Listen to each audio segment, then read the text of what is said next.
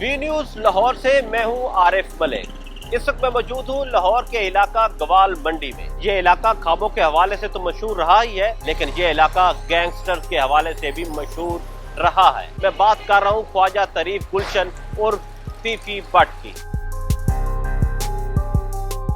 एक रिपोर्ट के मुताबिक 1980 और 90 की दिहाई में लाहौर में गैंग वार अरूज पर थी। अकबरी मंडी में दुकान के कब्जे का तनाजा शुरू हुआ, जिस पर बिल्ला ट्रक्का वाले और तीफी भट्ट खानदान आमने सामने आ गए। ये तनाजा एक थप्पड़ से शुरू हुआ और फिर खानदानी दुश्मनी में बदल गया।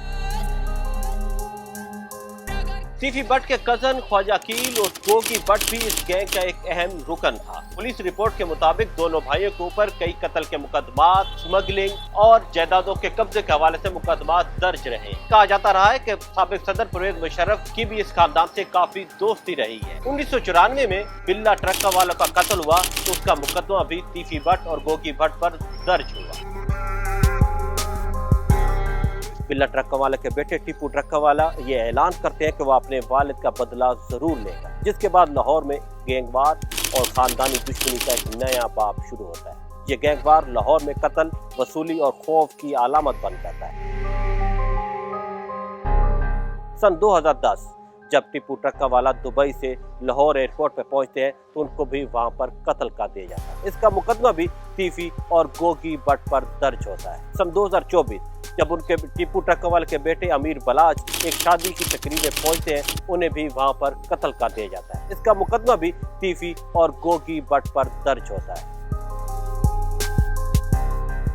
तीफी भट्ट की कहानी खानदानी दुश्मनियों, सियासी रवाबित, जराइम की एक तारीख तस्वीर है जिसने दहाइयों तक लाहौर को खौफजदा रखे रखा।